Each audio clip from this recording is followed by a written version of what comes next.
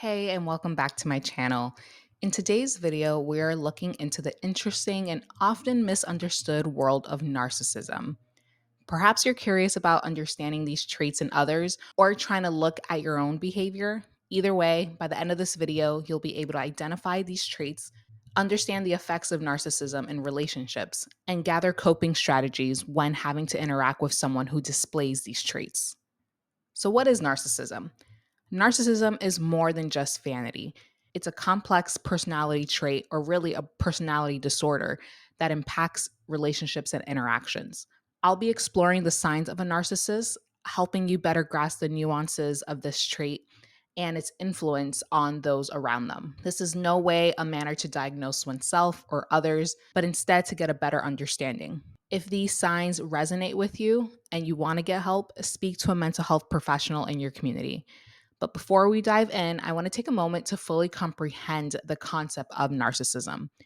It's gained a lot of popularity in the last few years, and it's become almost like a buzzword, in my opinion, anyway, that has been thrown around way too often. And my fear is that it's going to lose its meaning and seriousness because of the misunderstanding.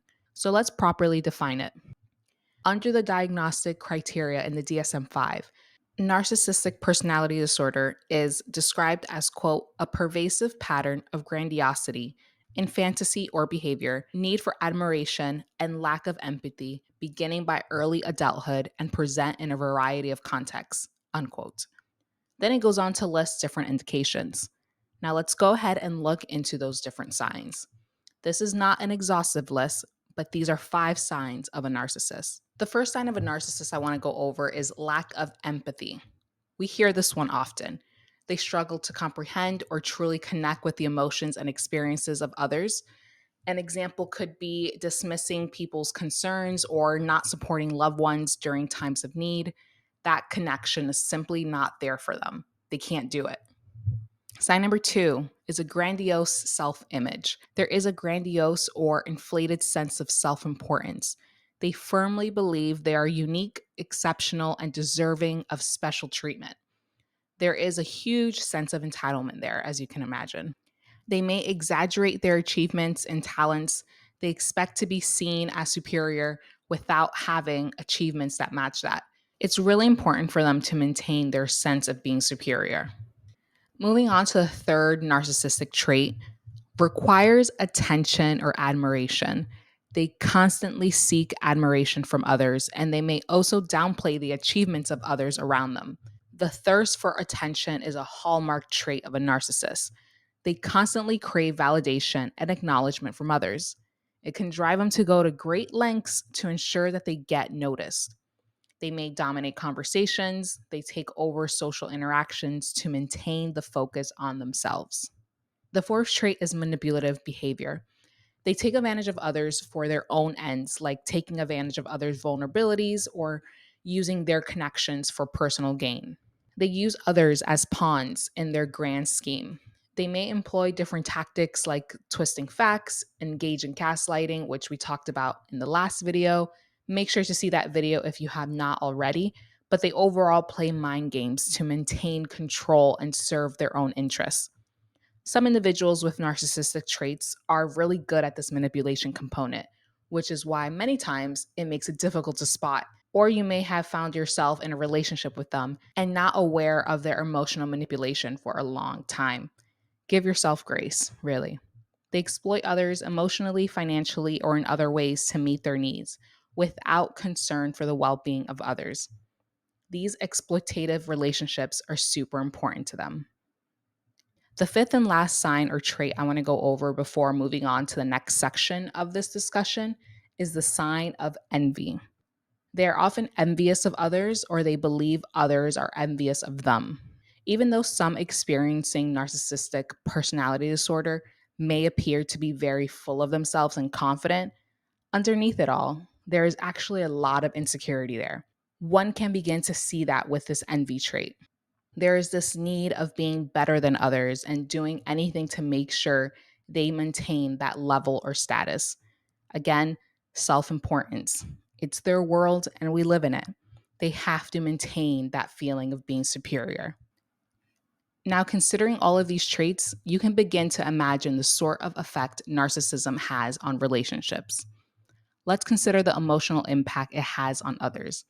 Family members, friends, peers often experience emotional distress due to a narcissist's inability to connect on an empathetic level. I have seen a few clients who grew up with individuals diagnosed with narcissistic personality disorder, and it takes a really big toll on them. There's a lot of self doubt, lack of trusting others, and overall pain and hard feelings of neglect and lack of love. There are also communication challenges. Narcissists often struggle with healthy communication, affecting their ability to resolve conflicts, express emotions, or engage in meaningful conversations. This can lead to a lot of misunderstanding, which further strain relationships. There's a self-centered communication style present, like talking over others, deflecting or redirecting blame, and or using manipulative language to control discussions as mentioned earlier. Communication is not easy with them. Trust is eroded like I mentioned a bit ago. Through the exploitation and manipulation, narcissists erode trust within relationships, which of course cause bonds and connections to weaken. The breach of trust can lead to an environment of uncertainty and emotional instability. There's a lot of unsureness, unpredictability. Okay, so we know all of this, but what can we do about it? How does one cope with a narcissistic individual if needed? Let's talk boundaries. Boundaries is another word that gets tossed around, but what the heck are boundaries anyway? According to Psychology Today, boundaries are limits and expectations we set for ourselves and others. It's a way to help both sides know how to behave, understand what behavior is acceptable and what isn't. An example of a boundary we set for ourselves would be I will not answer work related calls or answer emails outside of working hours. An example we set for others would be say we are in a romantic relationship and your partner is on their phone often when spending time together. You value quality time and would like them to get off their phones when together. We would want to say something like, I would like us to put our phones away when we're on a date. I want to be connected and present with you. You're putting forth an expectation that during dates, all phones go away. Now, something I do not hear often in discussing boundaries is the fact that just because you set them, it does not mean others will respect or abide by them. You can't simply set them and that's it. Life is balanced, life is healthy and great, problems are solved. You need to maintain them. If you have certain expectations and someone does not accept them, then you need to be willing to walk away. It does not always mean they are a jerk for not accepting them. Your values and behaviors may simply not align, and that's all right. Move on to individuals who do align with their values and behaviors you want. And if it's family, you may have to create distance so you can live a more fulfilled life. I just wanted to make sure I said that because I often hear, yes, set your boundaries, but you may often come across people who don't give a crap about your boundaries, not even in a malicious or intentional way, but because people are self interested. It's on you to assure people are respecting your expectations and limitations. If they're not, talk it out. Still nothing, you may need to exit. And this is especially true when interacting with a narcissist. Maintaining clear boundaries is essential. They help to safeguard your emotional well being. Be assertive, clear, and effectively communicate with a narcissist. They may not like it, but I hope you understand you have choices after that. I also want to mention taking care of yourself. Many times, the individuals who find themselves around narcissists are ones who are empathetic, compassionate, and kind individuals. They tend to put others ahead of themselves, which, of course, is like a dream for someone experiencing narcissistic personality disorder. They want to be first. But please take care of yourself, prioritize yourself. Engaging in self care activities can help build resilience and provide a buffer against the emotional toll of interacting with a narcissistic individual.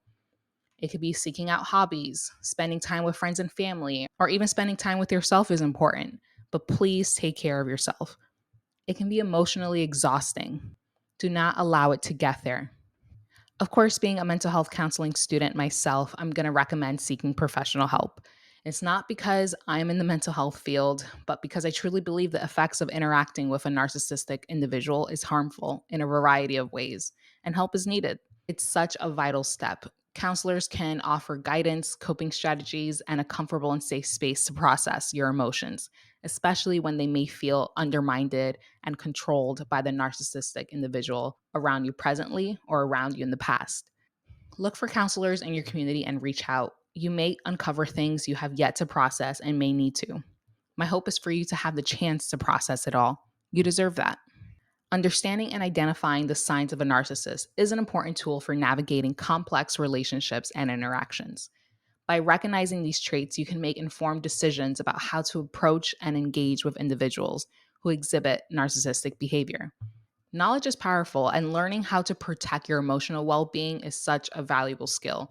I really hope this video provided you value and you found it insightful. If you did, please don't forget to give it a thumbs up and consider subscribing for more content. Remember, you can also hear the podcast if you prefer by searching Inquisitively Me wherever you listen to podcasts. Thank you for sharing this space and time with me. Take care of yourself. Keep asking, keep wondering, keep being inquisitively you. Until next time.